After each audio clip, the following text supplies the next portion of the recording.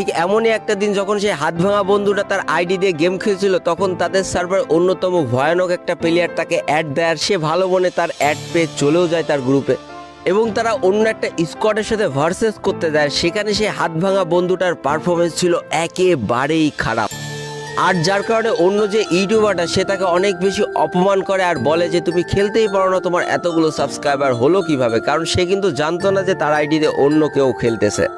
আর এই অপমান এবং কষ্টটা সহ্য করতে না পেরে সে একেবারে এই গেম খেলা ছেড়ে দেওয়ার সিদ্ধান্ত নিয়ে ফেলে। কিন্তু এই ব্যাপারটা আবার দ্বিতীয় যে বন্ধুটা সে কিন্তু জেনে ফেলেছিল, আর এই জিনিসটা দ্বিতীয় বন্ধুটার অনেক খারাপ লেগেছিল যে একটা 2 মিলিয়নের ইউটিউব চ্যানেল তার বন্ধুকে এত অপমান করলো সামান্য খেলা পারলো না বলে। এটার জন্য সে 2 মিলিয়নের সেই ভয়ঙ্কর প্লেয়ারটারে চ্যালেঞ্জ দিয়ে বসে, ওপেন চ্যালেঞ্জ অন ভার্সেস।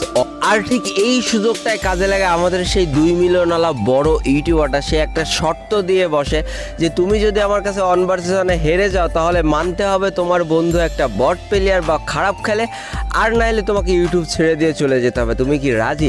আর ঠিক ওই রাগের মুহূর্তে আমাদের সেই বন্ধুটাও কিন্তু রাজি হয়ে যায় যে হ্যাঁ আমি ঠিক খেলবো, কোনো সমস্যা নেই। এবং তাদের কাস্টমের লড়াইটাও শুরু হয়ে যায়। কিন্তু এটা শুধুমাত্র একটা লড়াই ছিল না, এটা লড়াই ছিল ইজ্জতের লড়াই, এটা লড়াই ছিল একটা বন্ধুত্বের লড়াই। তবে ভাগ্য সেদিন ওই বন্ধুত্বের মর্যাদাকে টিকিয়ে রাখতে পারেনি, সে 6-5-এ হেরে যায়। আর কথা মতো তাকে একটা জিনিসই বেছে নিতে হতো, হয় বন্ধুর সম্মান, নাই হচ্ছে ইউটিউব চ্যানেল। তবে আর যাই হোক, যেই বন্ধুর কাছ থেকে সে খেলা শিখেছে, যেই বন্ধুর কাছ থেকে গ্রাফিক্স কার্ড নিয়ে সে এত দূর পর্যন্ত এসেছে, যেই বন্ধুর সহযোগিতায় সে 1 মিলিয়ন সাবস্ক্রাইবার ক্রস করেছে, সে কোনো মতেই চায়নি যে তার বন্ধু সবার চোখে ছোট হোক। তাই সে জীবনের সব থেকে বড় একটা ডিসিশন নিয়ে ফেলে, সে ইউটিউবটাকে বিদায় দেবে বলে সিদ্ধান্ত নিয়ে ফেলে। তবে তার বন্ধু কখনোই চায়নি যে সে ইউটিউবটা ছেড়ে দিক শুধুমাত্র তার সম্মান রক্ষার্থে। সে বলেছিল যে তুমি ইউটিউবটা কন্টিনিউ করো, আমি ফ্রি ফায়ার জগৎ থেকে চলে যাচ্ছি। কিন্তু আরও একবার প্রমাণ করে দিল যে বন্ধুত্ব বলেও একটা সম্পর্ক আছে, যেটা পৃথিবীর সব থেকে সুন্দর একটা সম্পর্ক।